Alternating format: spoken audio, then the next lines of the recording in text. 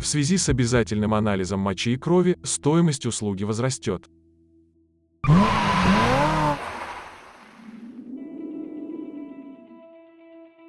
В этом видео мы расскажем о новых правилах прохождения медкомиссии и выдачи медицинской справки, которую необходимо предоставить в ГИБДД для получения водительского удостоверения. С 1 января 2022 года в России изменяется порядок прохождения медицинской комиссии при сдаче на права или их обмене. Что нового ждет российских водителей?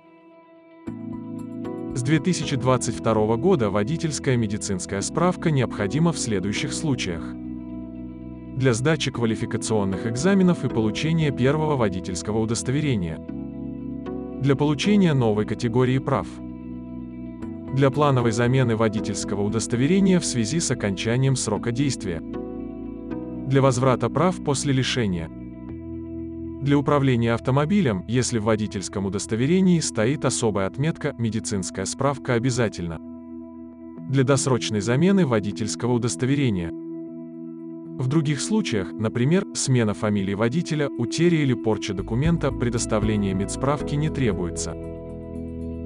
Для получения медицинской справки необходимо предоставить паспорт, военный билет или приписное свидетельство. Каких врачей нужно будет пройти, чтобы получить медсправку для водителей? Особых изменений здесь нет. Как и ранее, медкомиссия включает следующих специалистов: офтальмолога, который проверит остроту зрения и определит, требуется ли водителю ношение контактных линз или очков; психиатра, который проверит наличие психических отклонений у водителя; психиатра-нарколога, который выявляет наркотическую или алкогольную зависимость; терапевта или врача общей практики, который изучит заключение других специалистов и вынесет вердикт, можно ли водителю управлять транспортом. Если терапевт посчитает нужным, он отправит водителя к неврологу. Невролога проходят в обязательном порядке водители, получающие удостоверение С, Д, ЦЕ, ДЕ, ТМ, ТБ категорий и подкатегории С1, Д1, С1И, Д1И. Невролог проведет осмотр на наличие заболеваний нервной системы и, если посчитает нужным, отправит на электроэнцефалографию ЭЭГ, чтобы проверить патологии функционирования головного мозга. Справки для водителей по-прежнему будут выдавать медицинские учреждения, имеющие лицензию на водительский медосмотр.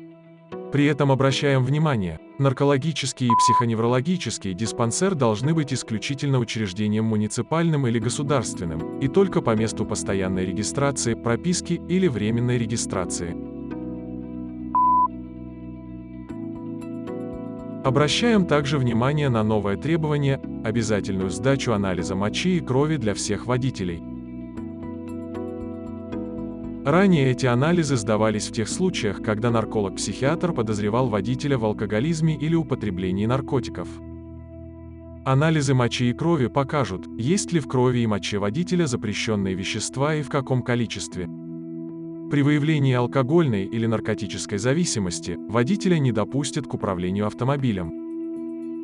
Анализ крови покажет наличие карбогидрат-дефицитного трансферина, CDT, свидетельствующего о хроническом алкоголизме. Его концентрация не должна превышать 1,2%. При более высоком показателе водителя отправят в стационар на обследование. Например, исследование мочи будет проводиться следующим образом. На первом этапе, обязательном для всех водителей, в моче выявляются психоактивные вещества и их производные, говорящие об употреблении наркотиков и психотропных веществ.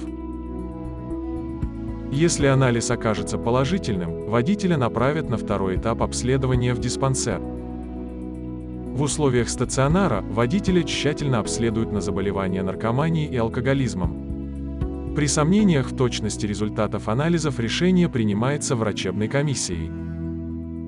Стандартный срок действия медицинской справки водителя – 1 год. Стоимость справки складывается из сумм, уплаченных за обследование в каждой из медицинских организаций. В связи с обязательным анализом мочи и крови стоимость услуги возрастет.